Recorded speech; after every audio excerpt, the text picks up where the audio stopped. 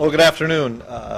It's a great Monday. We're excited, obviously, about the win from Saturday in a hard-fought, really good football game against a really good opponent. Going back and looking at the film, I know we really struggled that first half, and the biggest issue we had in the first half was we just couldn't get on schedule and win on first down, and we were in too many second and 8s and 9s, which led to some third and longs. And in the second half, I thought we did a really nice job offensively.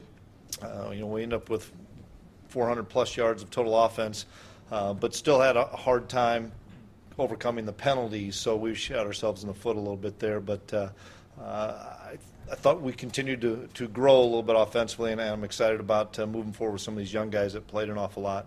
Defensively, I thought we had a really good performance, held them to 240 yards.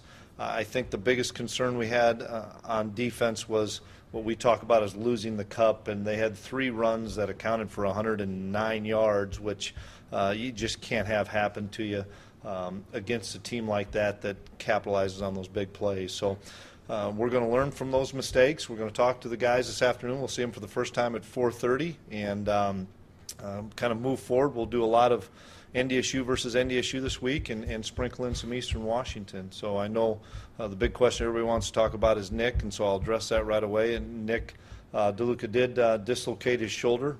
They were able to put it right back in, which was good, but then they obviously won't let you play after that happens. And our hope and Nick's hope is that over the next 2 weeks it calms down, tightens up, and he can play. And that's kind of where we're at. He won't practice this week, and we're hoping to have him practice next week, and in hopes to play against Eastern Washington, and we'll kind of play it out from there. So I'll take any questions. Coach, you mentioned they blitz pretty heavily earlier. What do you think of Colin Connor's play overall, and then how do you think he settled in, especially in the second half? He played really physical. I was impressed with Colin. He had one poor play, we thought, where he gave up an outside rush, but for the most part I thought Colin did a really nice job. We were able to get good movement on the point of attack. I thought they did a really good job, their linebackers, of when we'd pull our guard or pull our fullback around, of kind of cutting their legs out and what we would say is spill or cut the cutter and create a pile. But I thought Colin played really well.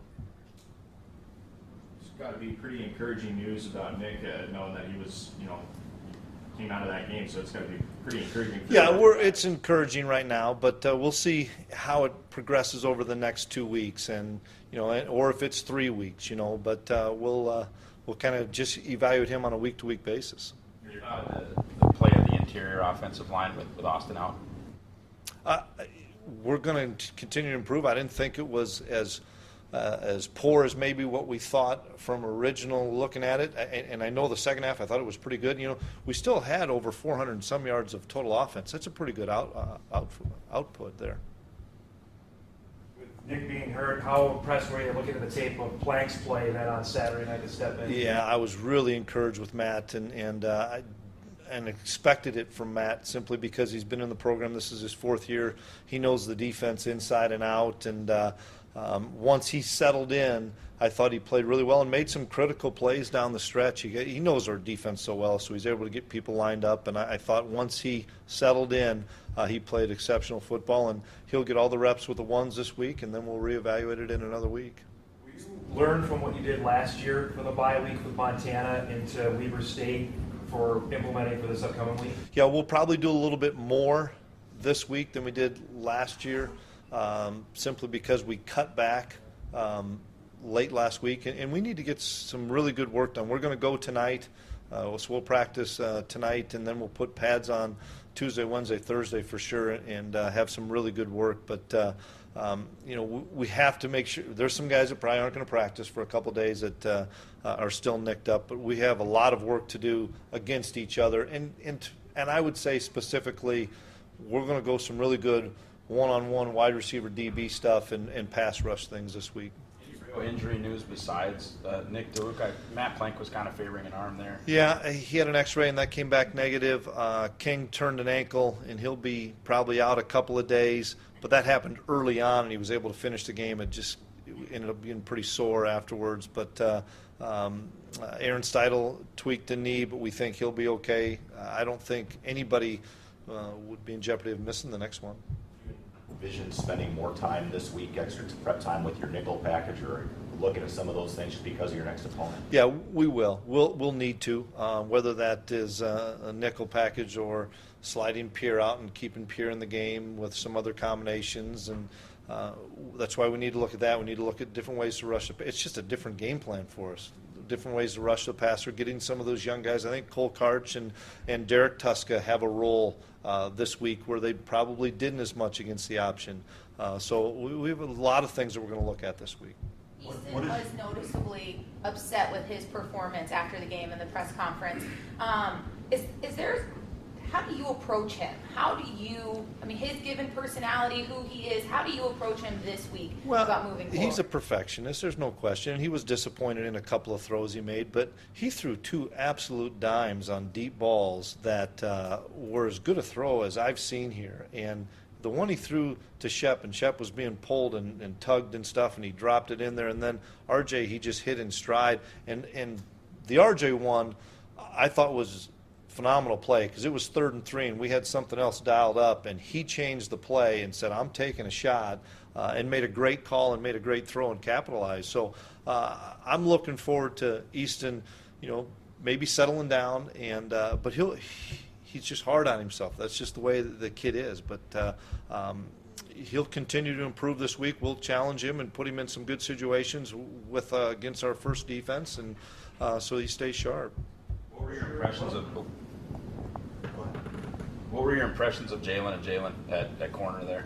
I thought they did a nice job for their first game. A couple of plays where we lost the cup on the run, they need to be able to keep the ball back inside. I think when Jalen Winbush's technique was really good in man coverage, he was good. When he suffered a little bit in technique, he had a pass interference and stuff. But I was pleased with Jalen Allison on the big interception, coming back after a pass interference that he was called on. So those guys are going to make mistakes, and in our defense, your corner is going to be on an island some, and in an option offense, they're going to be on an island quite a bit. And so I was pleased at how well those guys continued to progress as the game went on. I think their best football is still in front of them. What was the explanation you're giving on the interference sideline, or what was that? It really wasn't on the penalty on the sideline. Yeah, the official said he ran into somebody, and it was Coach Riley that he thought he ran into on the sideline, and Connor said, Coach, I brushed him, and I can't believe it doesn't happen more, really, in the Fargo Dome with as many people as we have on our sideline and as tight as it is, but from what I understand, automatically it's 15 yards now. There are no warnings anymore, and they can throw it at any time. Unfortunately, through the TV copy or through our copy, you couldn't see anything. Is that a new rule? The change without the warning now? I have to get some clarification on that. Coach, what's your middle linebacker situation after blank? Well, we would move some guys around, meaning we would put either Dan Marlette inside. We would look at putting MJ Stump inside. We'd look at putting Pierre inside. We have some guys that have played an awful lot, so it's just a matter of moving those pieces around, something that we'll look at this week and giving one, if not a couple of those guys, some looks in there. Can you talk about your running back play? I know it was tough sledding for those guys going through there, but were you pleased overall with what you saw? Yeah, I really was. We played everybody. I think everybody at least had 15 to 20 snaps, and some guys had 25 to 30. I know Chase had 35 plus snaps because he played some fullback as well. We have to continue to find ways to spread the ball out a little bit more. It was tough sledding in there. I thought Lance Dunn ran really hard. I thought Bruce ran really well. Chase didn't have as many opportunities, mainly because we were playing him a little bit more at fullback, and King made the big play. So, I thought we did a nice job. I think moving forward, we have to continue to get more out of that position as well. Punter had averaged 32 yards a kick. Is there anything? Yeah, I don't think Jackson punted to his capabilities of what we have seen, and we'll work this week, and let's see if he responds similar to anybody else that's had their first game in the Fargo Dome. But during the week of practice, he punted really well, and we'll address that and keep moving him forward. Who would be Jackson's competition for the punters? Garrett Wagner or Cam Peterson. Cam could maybe punt, and Garrett's a young man that just joined our program. These FCS kickoff games, last 2 years, you've had some really tough games to open things up. Montana ended up being a playoff team. You played a top 10 opponent this week. What's kind of your evaluation of this experience? You're kind of done with him for a little bit. What's that like? Well, for starters, it's great for FCS football, and the matchups have been dynamite, and everybody's wanting to see that at this level, that people are playing each other and getting the top 10 matchups. And that's, make no mistake, they're a top 5, top 8 team in the country, and after seeing them on film all summer and then seeing them in person, that's as good of a defense as I've seen coming to the Fargo Dome. It really is. I mean, you can put them up there against with the Northern Iowas. They were athletic. They were physical. They had a great scheme against us, really well coached. I like the FCS Kickoff Classic. I'm glad that we're not going to play in it next year, simply because it's a grind when you come in July, and especially with the seasons that have gone on as long as ours have. It's just that's a lot of football for these guys. But I think they're great for FCS. Is it too early to watch what everybody else is doing this weekend? South Dakota State with TCU, Northern Iowa with Iowa State. Will you keep an eye on that at all? We will keep an eye on it because it's a Saturday. We're not playing football, so it's kind of, just like everybody was watching us, saying, "Boy, I'm glad I'm not them this weekend." It's our first Saturday, and probably it will be our only Saturday for sure, where we won't be doing something football-wise. The guys will have Saturday off, and hopefully they'll be able to get home or relax and watch them. But I think there's some great matchups, and we'll see how it all plays out. Is Eric Bachmeyer that fifth defensive back against a spread team, or is that kind of still up in the air? Yeah, I think Eric would be that fifth defensive back, and it just didn't. Last week that game wasn't a fifth defensive back game, where this week it will be. So how much is that 15 snaps? Is that 45 snaps? I don't know until we see Eastern Washington. We see a lot of 2 tight end sets that they played last year. Is that going to be the same thing? If it is, then it's not. If they're going to be 4 and 5 wide receivers like they were some of the season, then it will be. So it'll just depend on what they do against Washington State. After the game, Coach, you mentioned something on that interception late. You thought maybe there was something to the other side, and Polisek did too. Did you get a chance to look at that at all? Yeah, I think Easton probably should have gone to the tight end side, and he didn't, and he's got the keys out there, and maybe he should have gone to the tight end side when he threw the touchdown to RJ, but he made the play. So we're not going to question what that kid's done. He's the one that sees everything, and he's going to learn from the mistake. But Easton made some plays that enabled us to win the football game without question. What do you think of your first experience with those video boards and stuff? I didn't pay a lot of attention, to be starters. The game was kind of intense for 5 quarters, so I got to be. The only thing I saw was before the game, I thought the tribute to Scotty was phenomenal.